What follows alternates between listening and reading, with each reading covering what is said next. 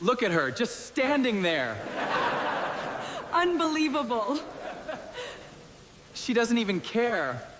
I used to cry myself to sleep because my husband convinced me I was worthless. Then, on Friday, October 17, 2025, he said those same words in front of more than 60 people at the grand ballroom of the Palmer House Hotel in downtown Chicago. Nobody defended me.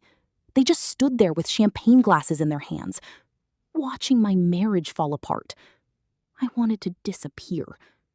But 10 minutes later, the CEO walked into that ballroom, looked me straight in the eyes, and said, "Good evening, boss."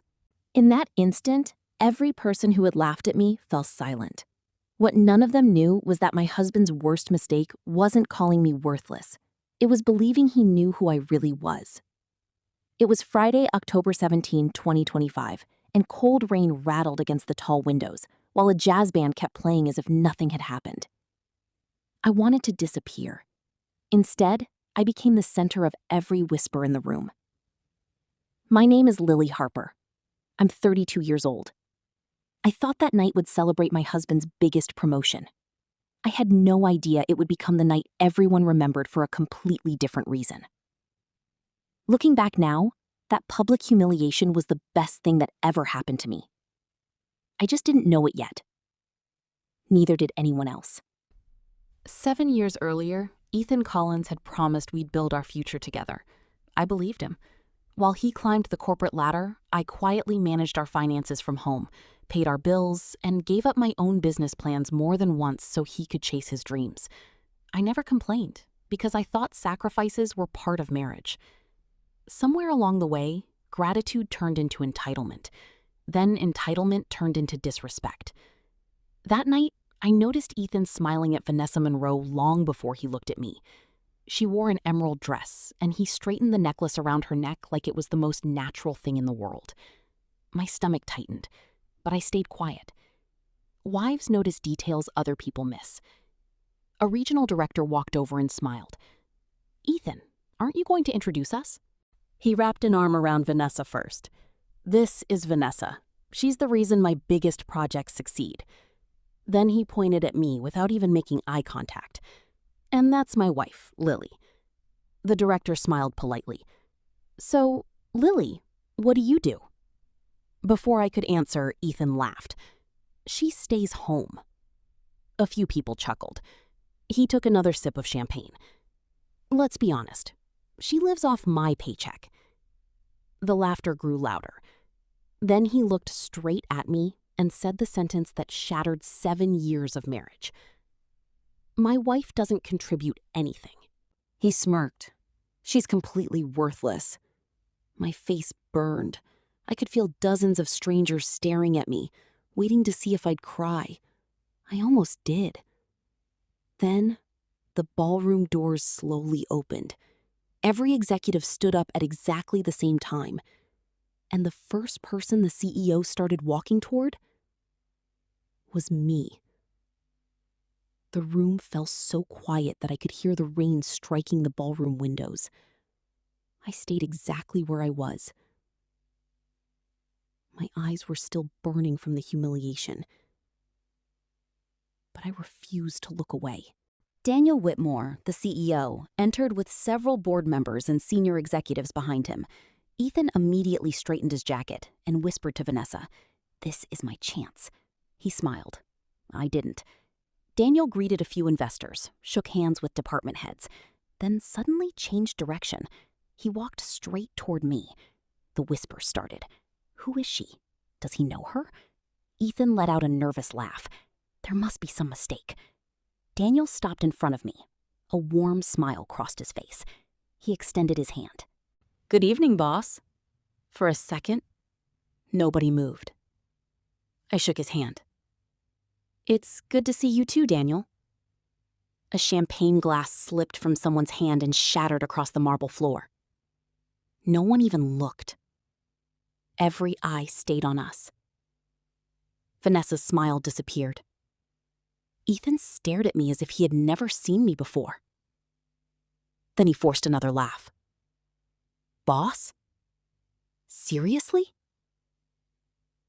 Daniel slowly turned toward him.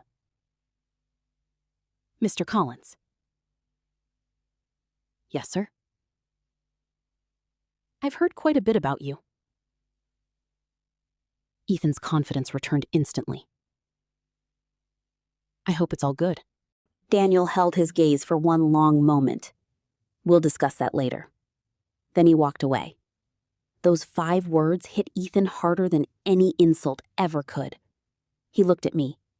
Lily? What's going on? I simply smiled. It wasn't a proud smile. It was the smile of someone who had spent years swallowing pain and had finally reached the end. Before I could answer, a young executive assistant hurried over. Miss Harper? Yes? The board is ready for you. She handed me a black access badge with my name already printed on it. It wasn't a visitor's pass. Several executives nearby noticed immediately. One of them frowned.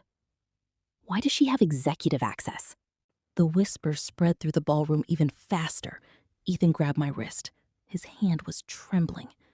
Lily, answer me. What is this? I slowly looked down at his hand, then back into his eyes. The same eyes that had looked at me with embarrassment only minutes earlier. I asked you a question, he said.